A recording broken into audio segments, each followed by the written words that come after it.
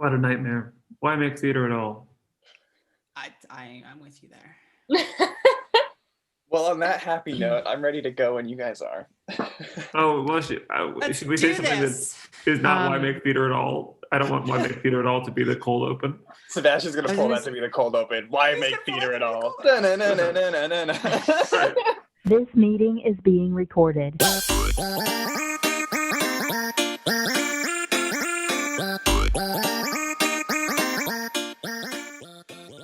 All right, hello everybody, and welcome back to News from the Real World, where we talk about the top 10 comment-generating posts for the week on the blog. My name's Parker. I'm a second-year stage and production management student, grad student. My name's Izzy. I'm a second-year scenic design grad student. I'm Hannah. I'm a third-year sound design grad student. Grace. I'm a first-year costume design grad student. And I'm Evan. I'm a first-year scenic design grad student. And I have our first article this week, which is Chocolate Bar at the Benedum Center Goes Virtual by Jordan Snowden, written for the Pittsburgh City Paper. So this is local news. So I'm new to Pittsburgh. I moved here during a pandemic, so I'm not familiar with this event. But it sounds like the Benedum Center hosts a chocolate bar, like a drinking bar, not like a Willy Wonka chocolate bar. A chocolate bar every year as a fundraiser for the Pittsburgh Cultural Trust. And this year the event is going virtual. So there are tickets you can buy online. It actually happened yesterday as we're recording this, the 14th. The event included, if you pay in advance, they sent you by mail a box of chocolate and special cocktail recipes. And then there were virtual events, including master classes with chefs and a happy hour. So it's sort of a social thing. The student comments were very excited about this, that it felt like a really fun way to appreciate the season. And I want to read one in particular that sort of summed up everything that I felt about it. One student wrote, "This looks like a fun event. I would do this if it did not cost $55. I like that there is an interactive component. I honestly cannot imagine what the original event may have looked like, since it seems like a really good fit for the webinar format.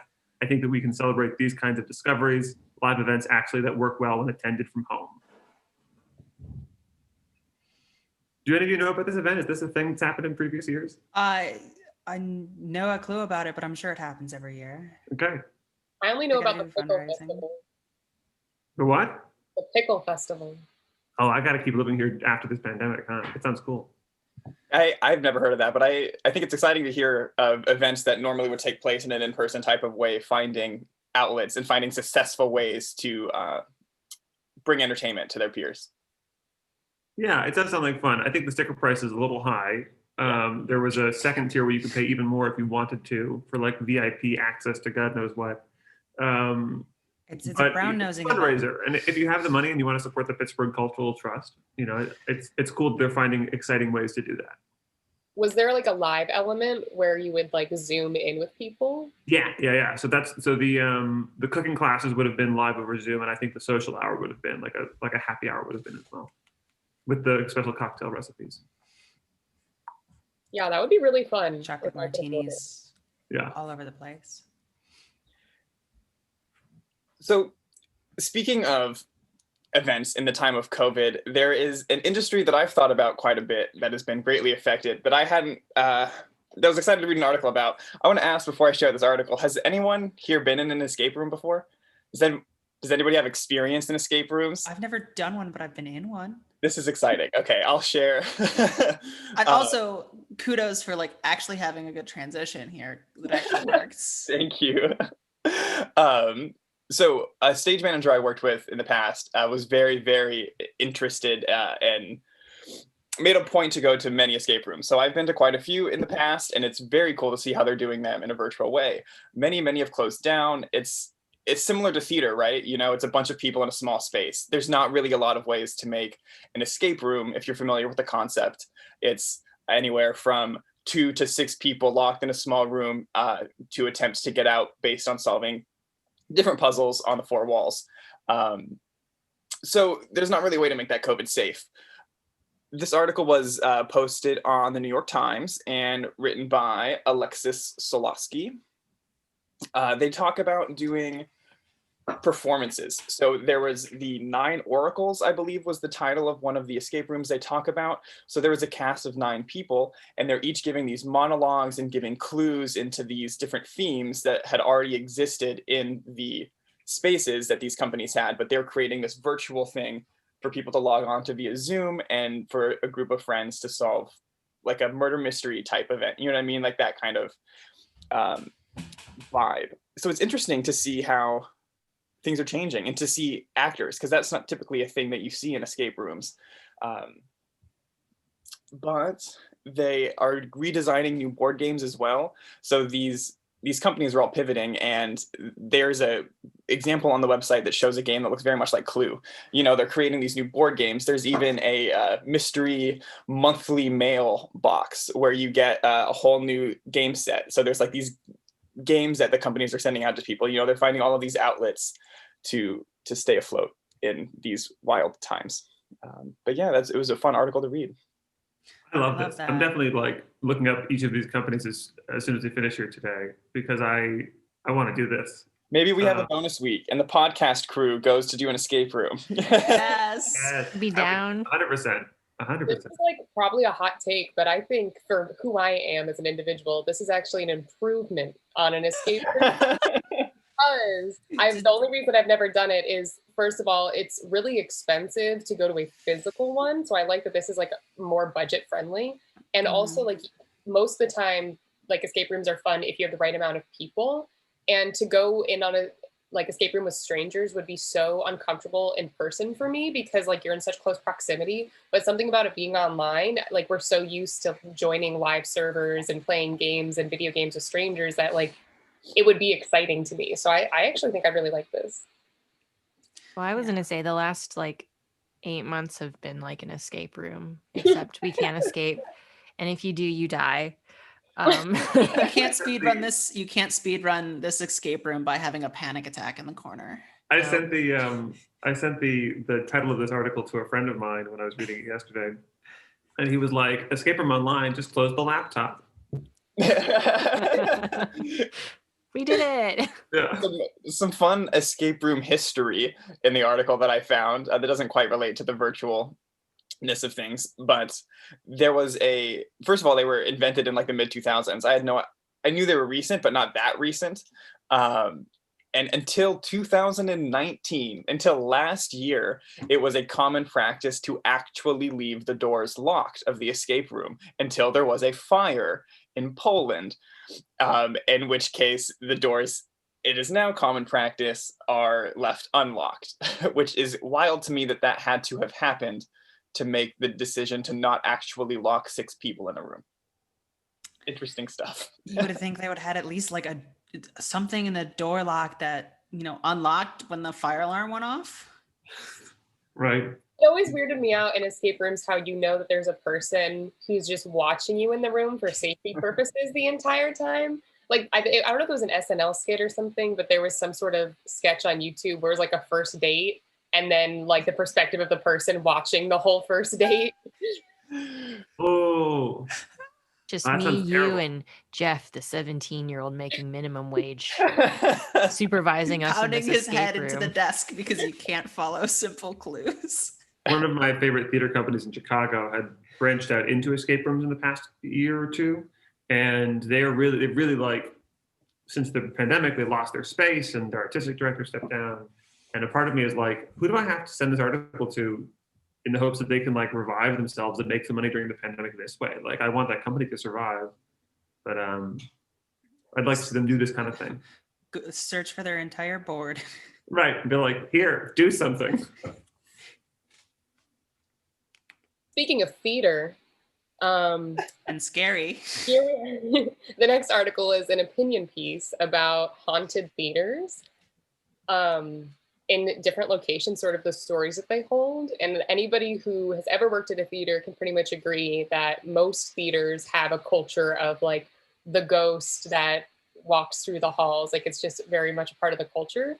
And the author just goes through a couple of specific theaters and also talks about like, the ghost light and how the reason the ghost light is called the ghost light is because like it was thought that the spirits got to use the ghost light and its wheels to like move it around stage so that they could be an actor, which is pretty fun. I didn't know that.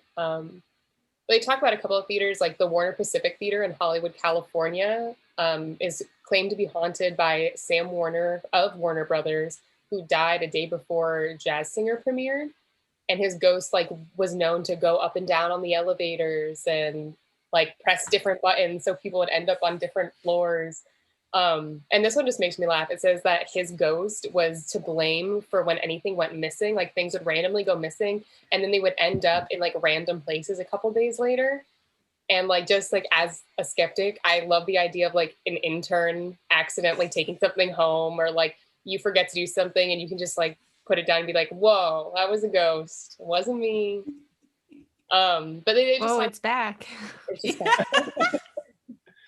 They talk about a couple of different theaters going on. Like they talk about I think it's Rialto Theater of South Pasadena, California as well, saying that it's haunted by a woman who claimed to complete suicide off of the balcony, as well as like a man going insane in the projector room. And they claim to see like ghosts and people walking around the halls after nobody's there and the building is all locked up. It was pretty interesting. And a couple of them make me wonder, I'm like, well, are you sure that there isn't somebody like secretly living phantom style in the bottom of your theater? Like they were talking about hearing people whispering and footsteps and like seeing shadows. And I was like, I'd freak out. I think somebody is living there. I don't know how many of you have spent most of a night alone in a theater, but goodness knows I have, for scenery reasons, not for like creepy reasons. But like, You wanted to find those creepy reasons? Evan is actually the phantom living. He's living phantom style. This is a virtual background. No, but like there's a point in the night where you're like tired enough that you become really paranoid, and like you don't even need there to be a ghost. Like you get like so sleep delirious. Like not only do I end up putting like tools down in weird places on my own, and I'm like, why is my tape measure in the lobby? But also like there's a certain point where like I can't go in that room anymore because I'll die. Like I can't go in the room where the stop sink is. So I'm going to throw away this paintbrush and leave. Good night. You know. I think the like the superstitious culture of theater is kind of interesting because like I don't think there's like anyone who grew up like in theater extensively doesn't know of like, oh yeah, all theaters have a ghost or spirit. There's like the energy of all the actors and all those kinds of things. And I'm not a superstitious person, but theater superstitions, I follow. I was always told, my undergrad theater, the ghost named Dorothy would only show up if you were doing something you weren't supposed to after hours by yourself. So I was like, this sounds a lot like what mom used to say, right? Like back in the day when somebody will know. Just try and keep the kids from doing, lifting heavy objects. And there were ghost stories that went around, every theater I've been in, there's been ghost stories. It goes hand in hand. Does CMU have any like recorded ghost stories? Who knows? Not that I've heard of yet. Well, I haven't heard of any. I know that at my undergrad, like the alcoves of a theater and how there's like a ladder and landings. Somebody was so tired that they accidentally kept walking and just straight up walked off of an alcove and like hit their head on the stage. And they're alive and they're fine. But they said that it's like haunted now because of like the near-death incident. I love the idea that you could create a ghost by almost. Yeah. Have a ghost. There's like a parallel version. What is this person reincarnation of a cat? Just one of their 9 lives. Yeah, exactly. Or like maybe just like a little ghost came out, and so just like a part of them is gone. Well, speaking of ghosts and monsters, this article entitled "Monsters, Movies, and Biomechanics: Celebrating Ray Harryhausen," which ran in The Conversation, is written by Jason Gilchrist, is a sort of ode to the father of stop motion animation, Ray Harryhausen. Not the first person to practice stop motion animation, one of the first people to really perfect it. He was active between the 1950s and 1980s. A lot of the movies that he's famous for working on have not survived in the popular consciousness. because I think the most famous one people talk about is Jason and the Argonauts. But he's really well remembered by modern day filmmakers like Guillermo del Toro. People who know both of their works, he references in del Toro's work to Ray Harryhausen's work. And he's also well known amongst paleontologists and zoologists because he was one of the first people who tried to represent what it would look like if certain extinct animals like saber-toothed tigers and various types of dinosaurs were moving.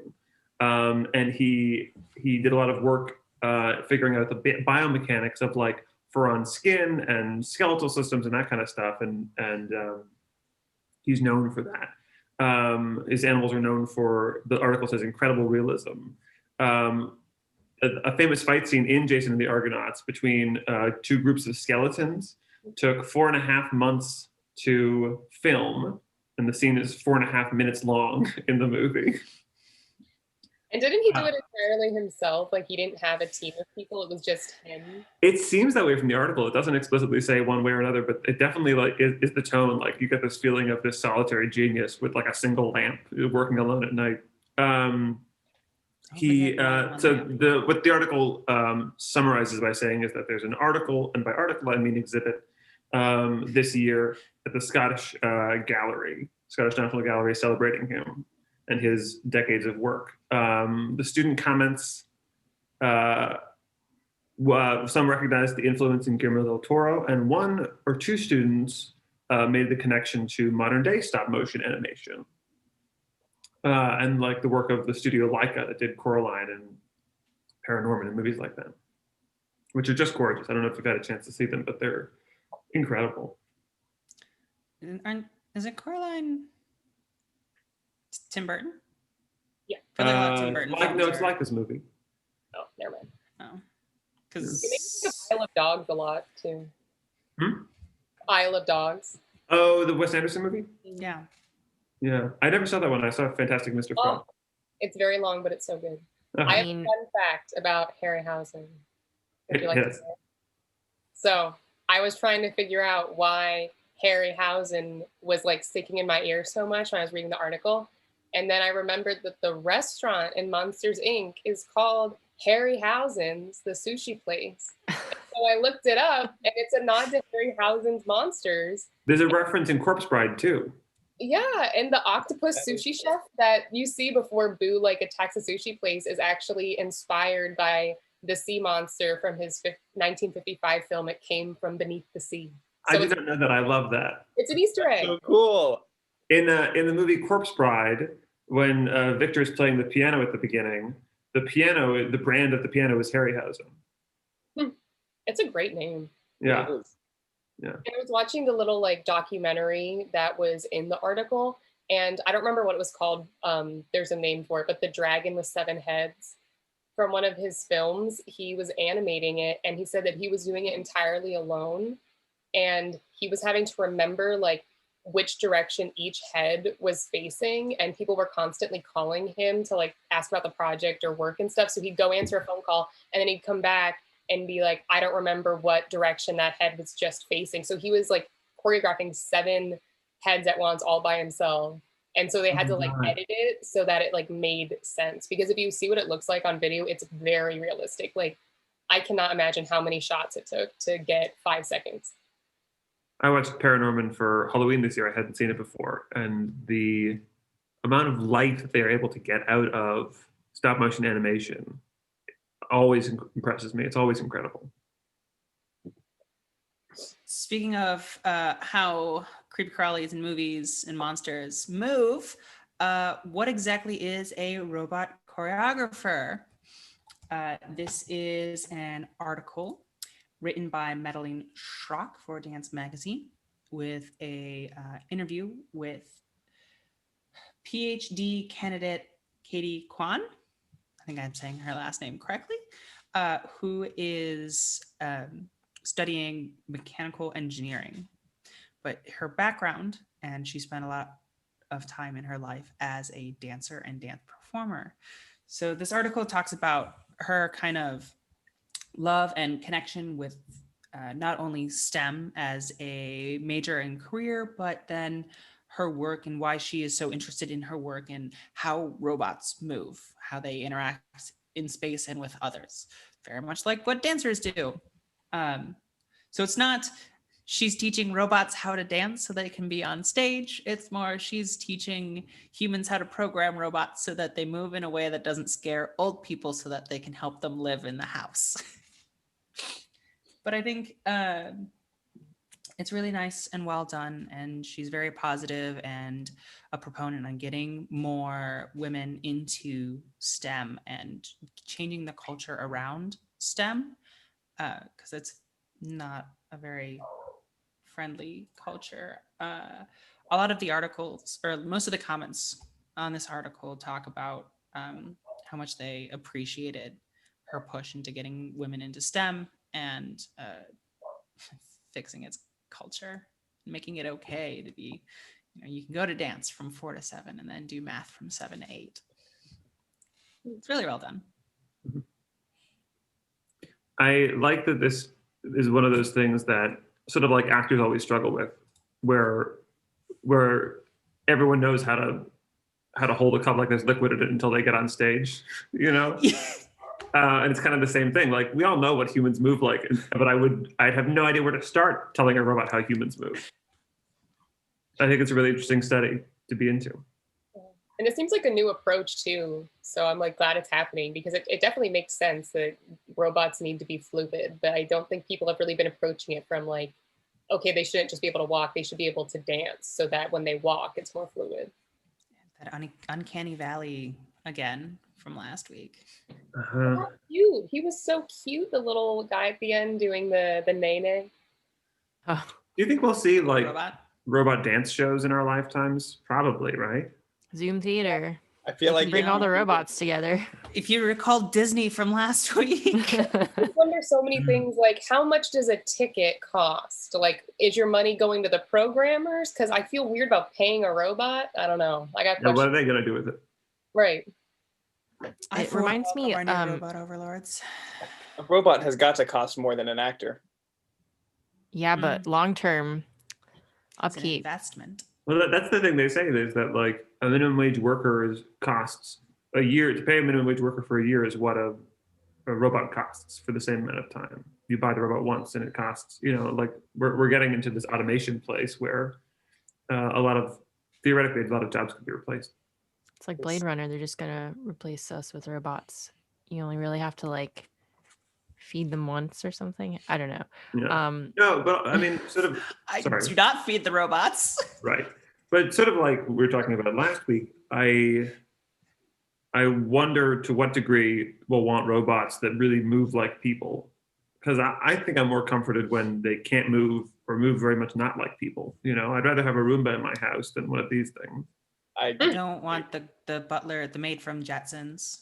Right. Yeah. There though, because that's not comfortable. Well, the second they start designing them to look like they're breathing is when we're gonna have to freak out, because I think that is the most like convincing element of things that aren't human that are trying to be human, down to like puppets, like stop motion animation. Madame Tussauds. Yeah.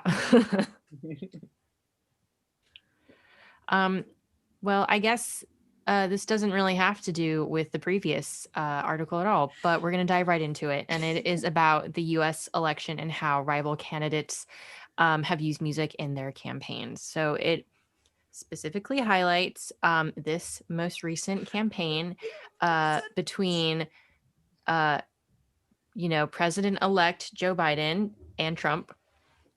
And it just breaks down sort of like the copyright rules when it comes to I guess so, like when artists like create their music, there are these packages that they can kind of like opt in and out of, and one of those is like having your music played in at public events, etc. So this was brought up because I believe it was the song YMCA was being used at Trump's rallies, and the artists were like, we do not want that song used at your rallies. So it's now a matter of them having to like opt out of those packages. And they've talked about how certain artists, like I think like Rihanna has also in that category of like not allowing her music, to be played at those big public events. And then it goes into kind of dissecting the choices that both Trump and Biden have made in terms of the songs they play at their rallies. And Biden has obviously made, his team has made a much more calibrated and conscious decision when it comes to choosing music. They said that about 50-50 of the songs were, Black, and then other artists just that fall into that category. And the like the nuance of the kind of music that he's choosing. So like he'll use Springsteen to kind of evoke the nostalgia and like kind of appeal to the blue collar crowd, but then use more contemporary music that will appeal to a younger crowd. And obviously Biden has had much less of an issue getting approval from those artists to use his songs as well. So I think it's a very interesting article in kind of the psychology of music. Biden definitely picked a very unifying theme of music, whereas Trump, a lot of his music is like classic rock or very like patriotic, and it's stuff to appeal to the older crowd. So you have that nostalgia, or like I think the article says like, so that when those older people are waiting around at his rallies, they can sing along to all of the songs. So yeah. And that's why he chose a gay anthem. Yep. I think my favorite thing is watching Trump supporters dance to Rage Against the Machine. Because clearly they don't care to understand lyrics whatsoever. It is interesting that artists as a group seem to skew liberal. I think that there may be reasons for that I could suggest, but it's interesting to observe as a phenomenon. Yeah, it's also interesting how a lot of times like Trump campaigns and a lot of times like more Republican campaigns tend to have more patriotic music as their highlight, or like country music, which always just has made me feel weird because it's like, why has patriotism been tied with like the Republican agenda? Like that's pretty weird with the music, because I feel like Democrats usually don't do that. Like especially Biden, most of his music has been more like contemporary and what people are currently listening to. Yeah, I think one of the differences between the two parties is what it means to love this country. Yeah. Republicans are masters of PR, both in ways that boost themselves and ways that drag their opponents. And that is a large reason why the Republican Party still has a lot of the power it does. Right, this election was as close as it was. But yeah, it's like that meme going around where it's like, what's blank or what feels blank but isn't. Mm-hmm. It's like what feels Republican but isn't. Country music. I don't know. The song God Bless America. It's interesting that what's This Land Is Your Land is a communist like hype song. Yeah. It's a communist song. Well, famously Born in the USA is really like critical of the USA, but it just like has that like empowering sound to it. So people, I only know the lyrics "Born in the USA." That's the only lyrics everyone knows. Yeah, and there's verses between. It's interesting. One other interesting thing this article brings up is that a lot of the artists who don't want their music played by the Trump campaign have said as much or have sent cease and desist letters to no effect. A lot of times artists aren't the final right holders of their music. Mm-hmm. It's and that's what it's the producers. Yeah, the student comments mention like, this is why we think that like artists should be able to own more of their work, because they said they all, and it was pretty synonymous, like it was like, hey, like if I were any kind of artist and someone who preached completely against my values was using that as a tool to uplift their values, I would also be like, I don't want you using that. So it is really just in terms of like ownership, how much can an artist really own it? And again, like they're not the ones who really sometimes get to make those ultimate decisions, but somehow I don't think the Village people too, like, somehow I don't think associated with that. Somehow I don't think the Village people want to have their music played by people who deny their very existence and rights. But it's such a catchy song that all those boomers have to do it at those Trump rallies. And Queen's "We Are the Champion" was another song. And Brian May, the guitarist, was like, no, like, and he doesn't, you know, it's like he's not even American. He was like, please stop using that song. Yeah, that goes into our next article talking about like who has the rights to what story. And it's Hamilton was just the beginning. Hollywood loves Broadway again. And I'm really excited to hear what Grace has to say about this because I feel like you'll have really good opinions. But it's talking about the movie adaptation of The Prom and how Hollywood is really into readapting Broadway musicals in two different forms. There's like the Hamilton recording style, but then there's of the Broadway show, and then there's like the movie remake, which is basically shot for shot, but of a higher like production quality to make it more film-like. The Prom movie stars like James Corden, Kerry Washington, and Meryl Streep. And the issue the article is addressing is that the stage version of The Prom has scheduled an actual tour for January, COVID permitting, which is just a month after Netflix releases the film. And the issue is that it's the same story, except the Hollywood version has fancier sets, a bigger budget, better wigs, a name-known cast that everybody loves, an orchestra that had enough money to get the proper amount of instruments to get the sound that the Broadway show is trying to achieve in the first place. And this is just like one of a series of a bunch of new ones. So it listed Hamilton, American Utopia, Boys in the Band, What the Constitution Means to Me, In the Heights, Dear Evan Hansen, 13 Wicked, several others. And then that other half of the article is just like a conversation kind of back and forth between Hollywood and theater people talking about how sometimes it's a good thing and sometimes it's not a good thing, because part of it is that Broadway is having a resurgence, or at least it was before COVID-19, having a huge resurgence in popularity where it was like becoming more mainstream and it wasn't like a weird niche to like Broadway theater. And so more people wanted to see it, which is why it gained popularity for movies.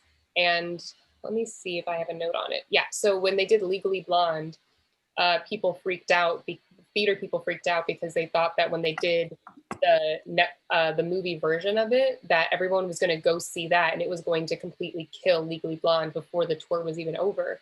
But they were surprised because what actually happened is when people saw the movie version, they nerded out and bought all this merch and were so excited about Legally Blonde that they then bought tickets to Broadway, people who never would have bought those tickets in the first place.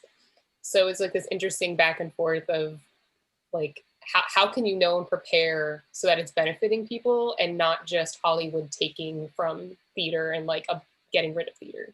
Yeah, I don't think musicals are bad for Broadway. I don't think they're bad for Broadway, but in terms of like the actual film, I mean, like there are two kinds of movie musicals, those that work and those that don't, right? Like I can tell you, like, and this is a personal opinion, I thought, I've never seen Cats before, but I did not like Cats. It was very strange and perturbing, but I suppose the musical is supposed to be like that as well.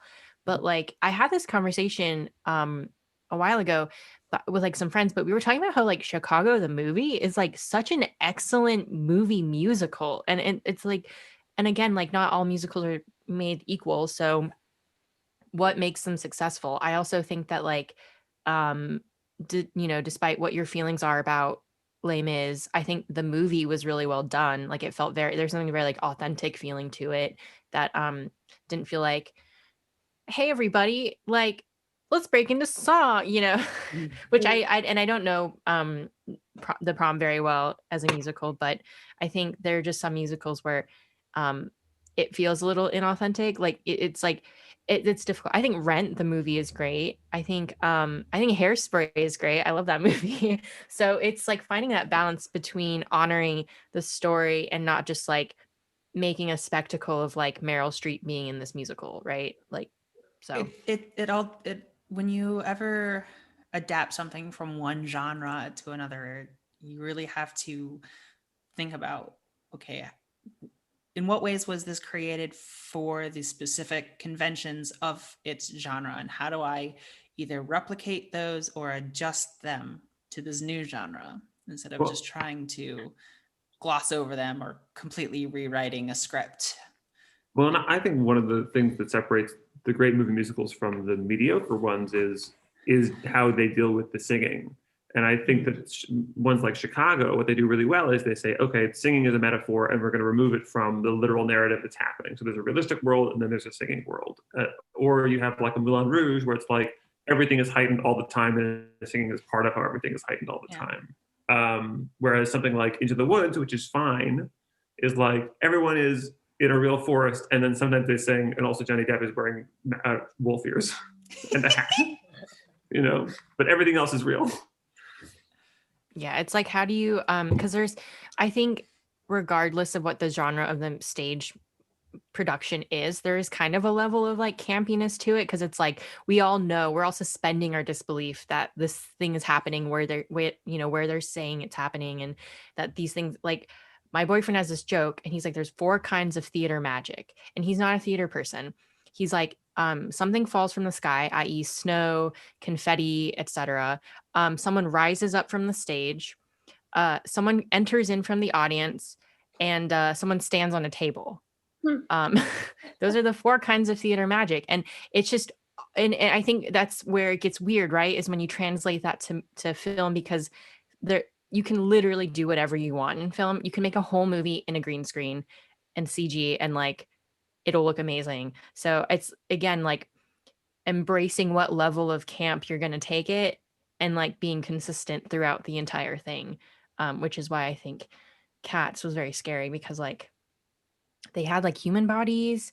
I don't know. It very much felt like they were sexualizing the cats. Okay, Yeah. Okay, but the Cats in general is like riding that furry line. Even the stage version like rides that real hard. But like, we know, but when they're in those like spandex suits with like makeup and fur on them, you're sort of like, I get it. Like, these are humans. They can't be cats. Like, but in the movie, it's like, well, then why didn't you just CG a bunch of cats? Like, we've all seen Homeward Bound. Possible. Yeah. Yeah. Well, there's something about singing that, like, in musicals on stage, that where the suspension of disbelief works in its favor. Yeah, because already like I'm sitting here in a dark room and I'm pretending that I'm not here and you can't see me. Mm-hmm. Even Hamilton, which was filmed so well and is a beautiful piece and has gotten so much publicity, the publicity that it's gotten, you know, for good reason. I had seen it in previews, and then watching the recording, I mean, it just, watching these replicas lacks that human element, you know, like it'll never be the same. Like, it won't be. And I think the point is that you brought up about Legally Blonde actually boosting ticket sales for theater is like is something that we should really be looking at. And like, that's a positive thing that could really help, you know, spike ticket sales at the top of, you know, when the theater comes back, if it, you know, in whatever capacity that looks like. Though I think I prefer between the two, if it's musical movies versus musicals filmed on stage, I think I prefer musicals filmed on stage, at least as a theater tech person. There's something added that I think we get out of that. And I was excited that in the post-Hamilton moment, the 3 other major streaming networks each picked up exactly 1 Broadway show, with Amazon Prime getting What the Constitution Means to Me, which is very good, highly recommend. Netflix picking up the Diana musical, super weird because it won't have an audience and is going to be like filmed during the pandemic. And then HBO Max picking up American Utopia, the David Byrne concert musical. So I hope that when there is a future for live theater, these streaming networks realize that there is a continued value in filming shows on stage and releasing them later. I think there's the Diana musical going to Netflix is actually really clever, because the 4th season of The Crown came out today, which centers around Charles and Diana's relationship. And obviously everyone, like, The Crown has such a huge following. It is so well done. I think it's like one of the most expensive television shows ever produced. So, and you know, The Crown obviously showcases a lot of the very personal, intimate details of the royal's life.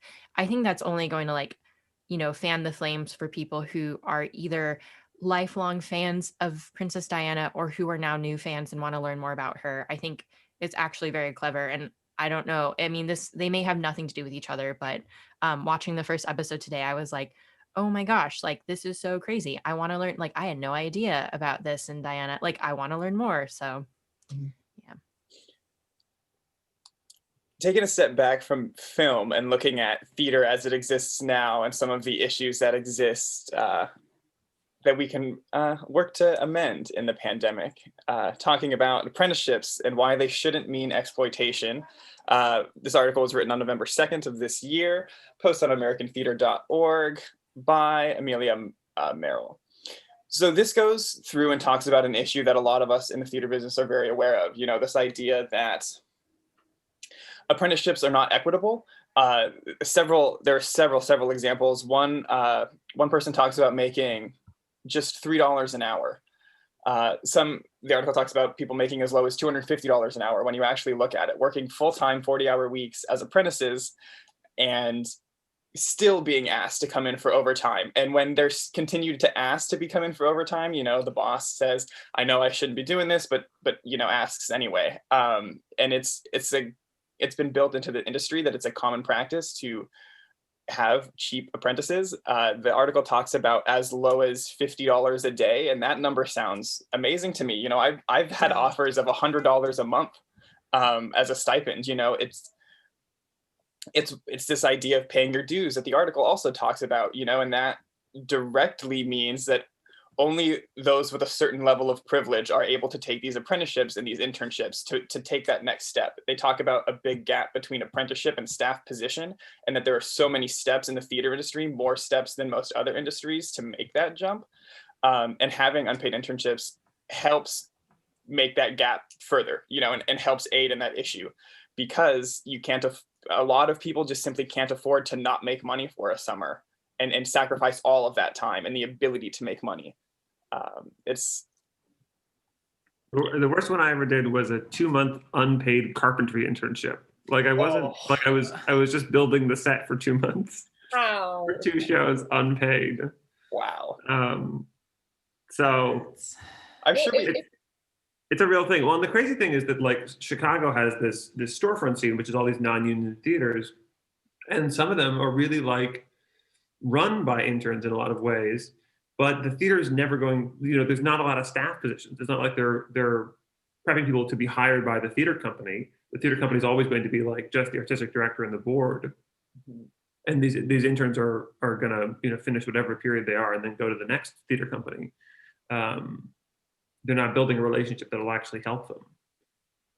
And you're not just not getting paid for your work. It's pretty much impossible to get a side job when you're doing an apprenticeship. Like, unless you are going to sacrifice your sleep, which I'm absolutely not willing to do, you can't get a second job because of the hours they ask. So you're not just making $0 essentially, but you also are going negative for rent. And then you're working so many hours, you don't have time to like go to the grocery store or cook food. So you're also eating out like every meal, or not eating at all, or buying coffee.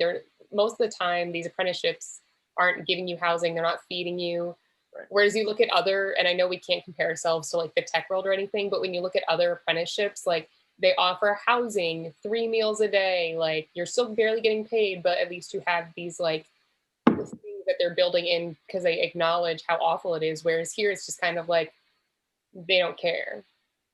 Right. Well, isn't it terrible?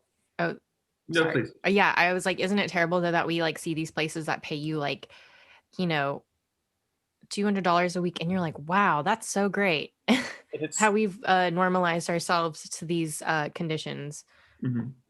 Well, and it's hard because I know that there's no theater. Every theater thinks they're poor, right? And it's levels, right? Like some theaters are poorer than other theaters, but every theater feels like they're poor. And it's not like they're going to find extra money in couch cushions and be able to suddenly pay 3 extra staff positions.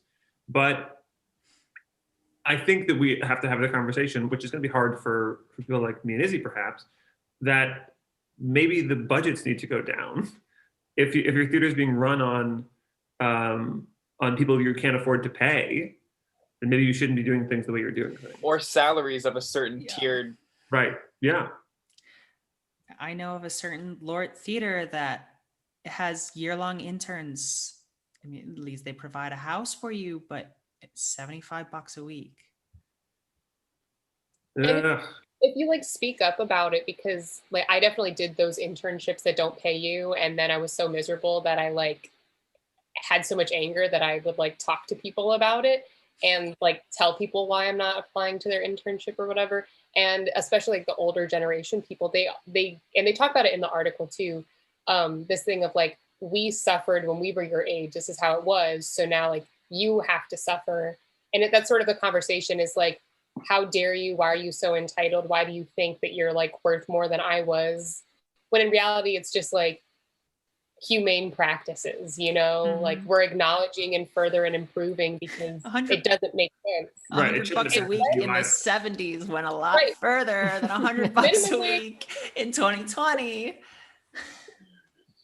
Oh yeah, it's like everything is so much more expensive now, and unless you have your parents or somebody like paying your way, you can't get a lot of these internships in like LA, Chicago, New York. Like, it's just not reasonable. So I have a question for the group. Is there a difference between being a high school student and a college student when we're talking about taking on these internships? The reason I ask is because the company I frequently work with uses high school apprentices, and they do not get paid, but they get the experience of running a very high level show backstage. I'm interested in the thoughts on that. Well, I think it's the same conversation. I mean, I think I agree that is a level of a complication that gets added to it. But at the end of the day, if that same high schooler was doing a summer job working at McDonald's or something, trying to make money, I don't know why McDonald's is always the example when we talk about minimum wage jobs, but it is. I'd want them to be able to make money. I wouldn't expect them to show up and have the McDonald's be like, well, since you're a high schooler, we'll give you the experience of working at a McDonald's. And then, right? Like, they're doing labor. I think you have to pay people for doing labor. Well, and it's about knowing your worth, because I think the difference is how much you bring to the table. And so if you were a high schooler and you did an apprenticeship and you got paid, you know, $25 a week or something insanely low, that you're getting education. If you went back and worked there the next summer and they don't give you a pay raise, that's insane. Like, because the education you're getting is different, and you're like relying less on them and you can benefit them more. So I feel like that should be a part of it too, is like, depending on what your apprentice needs and what they bring to you and what you have, how much you have to actually like babysit them, how much they're going to work for you, your money should be different. And a lot of the education they're getting is being in the room while things are happening, like they're seeing how things are run. But the work they're being asked to do, the work that you're trusting a high schooler with, is not that educational. Probably you're like, please put inserts in our programs. You know, like, please put a base coat of paint on this, paint this white, right? Yeah. So that's not, I don't think that's work that you should be asking someone to do for free. Yeah, I totally agree. In that same structure, so the apprentices are high school students, and they like sit in and observe rehearsal or each different shop for the week. And then during the run of show, they like help move the scenery backstage with the IATSE crew.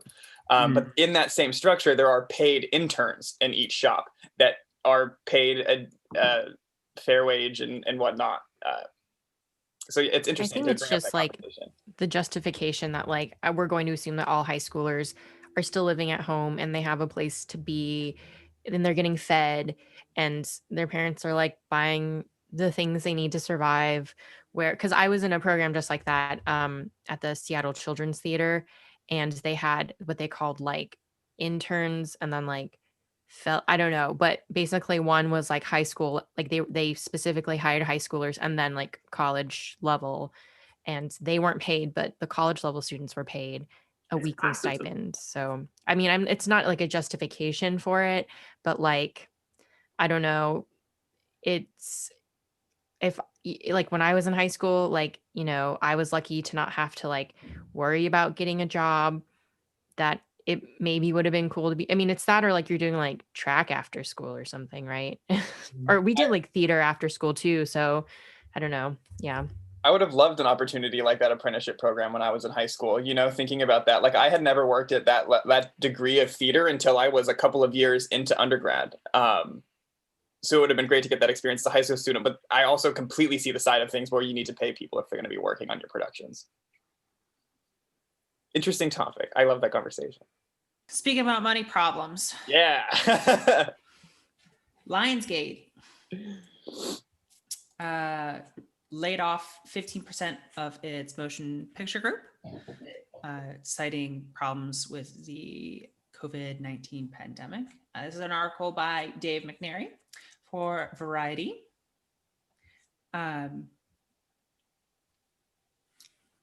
is just basically a little report saying, hey, Lionsgate is laying off this number of employees. We want to, but they are making sure to, this is very nice that Lionsgate, because they are the self-proclaimed best place to work. They're doing what they can to support those people that they're laying off by improving their severance policies, which I think is kind of really nice. Extending their healthcare or money in their package support, things like that, which is really nice. But the cynic that I am, and because Lionsgate is a publicly traded company, I went and found their quarterly results to double check, to be like, let's see here.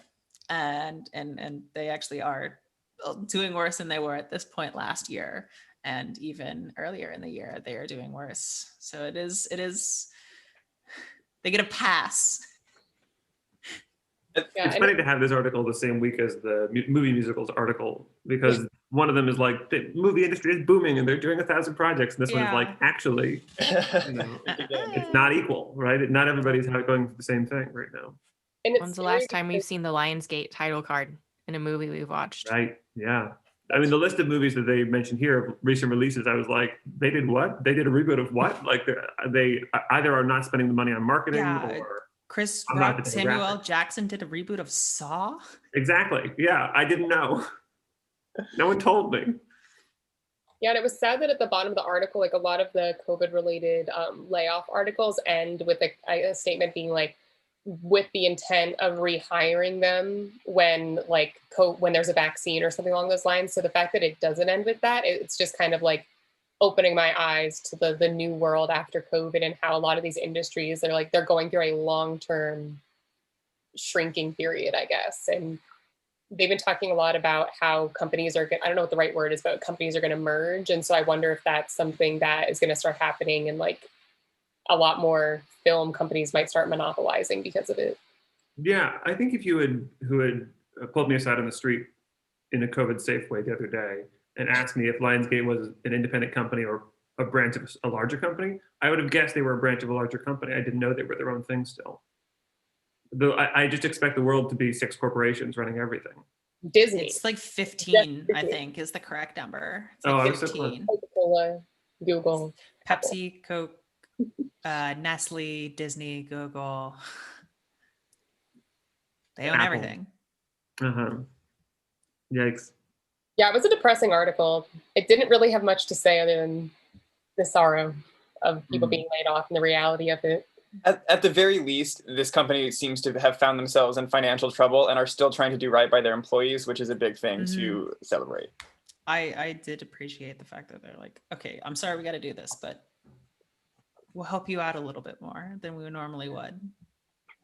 Yeah, you got to give them some respect for that. My cynic voice is like, what are the executives making? But I understand it's a difficult time, and it's going to keep being difficult for a while.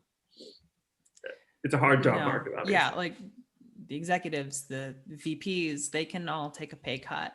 Right, and maybe they have. We don't know. Right, but I don't think they have. Well, I guess speaking of a generation who is very outspoken about issues like this, like pay inequality, we have this last article, which is titled The Andy Warhol Museum Showcases Young Voices with Gen-Z Time Capsule Project. It's through the Pittsburgh City Paper and was written by Amanda Waltz. So basically, the Warhol Museum right now, in trying to keep up with outreach during COVID, has created this project where they're making a time capsule, and they're allowing people of the Gen Z generation to fill it with things that represent them. And of course, this is a direct nod to Warhol's own time capsule and his fascination and like interest in collecting things. So in the article, they talk about Gen Z specifically, how they're so influenced by the things going around with them socially, politically, artistically, and how they've sort of been labeled as this generation that's had to fend for themselves. there's a direct quote that says, either they have to get with the program or else they'll be tumbled out of the way in a ball of frustration, alienated by your own biased mind and choked by your own stubborn ego, your choice. I thought that was kind of like interesting, but I think overall, with this generation being so politically active, I'm going to be really interested to see how they incorporate maybe more mundane items from their life that represent so much more in terms of their identities and what's going on right now. And what's great is you can actually, anyone can, well, if you are Gen Z, you can submit anything you want through their Which is none website. of us. Right. Well, actually, yeah. So I guess there's some like strange, like in this article, they say it starts at 1997, but I've also seen, I was surprised by that. yeah. I've also seen 97. it be 1995 as well. Mm-hmm. Am I the only one here born in 97? No, I was too perfect. Wait, Oh, wait, really? I'm not the youngest? I'm a Gen Z person, so now I'm a little uncomfortable. Wait, Does that mean that we're Gen Z? wait. Yeah, you might be Gen Z, but you're like cusp. You're like cusp millennial Gen Z, I think, because I was born in 95. And so but I definitely don't like identify as Gen Z. Like I don't know how to use TikTok. So I feel like that's like Evan, when were you born? I'm 94. I'm the oldest? When were you born, Hannah? 93. So okay, so I love this article. Wait, what? I'm so grateful, Parker. that you I put it can't. in. Sorry, I can't handle this. I thought I was the youngest. I don't tell people, Parker. should we go around and talk about our signs? as Oh my well? God, no. I was wondering, given that we're all probably millennials, what we would put in a millennial time capsule. Right. Club Penguin. Huh? Yes, just the whole thing on the website. Club Penguin. Nintendo DS. Neopets. Yeah. Yes, Neopets. One of the things that Gen Z makes fun of millennials for is caring so much about Harry Potter and like knowing their Hogwarts houses. Like that's the thing that Gen Z thinks we're funny for. So maybe a Harry Potter scarf or something would be in there. Like Vine. Yes. Yes. Just all the Vine downloaded. I watched a compilation this drive. morning. It was so good. Yeah. SpongeBob. I feel like SpongeBob is like a big, Mm-hmm. yeah. Even though it's still around. Yeah. Yeah, but I'm talking about like the good, like the pre 2004. Yeah. Yeah. Yeah. Back when he was Squidward. I feel like one of the things that's helped me understand millennials as a cohesive group is the millennial rage at articles that are like, why aren't millennials buying diamonds? Yes. Millennials It's like have they're killed killing the sock they're killing industry. they're killing the napkin industry. Right, exactly. So I think I would just towels. put a sheaf of those and put them together in the time capsule so people could be like, oh, people have always been stupid about the generation below them. Look out for Applebee's. Yeah. On that note, thank you everybody for joining us for the week. This has been News from the Real World, and we will see you next week. Woo!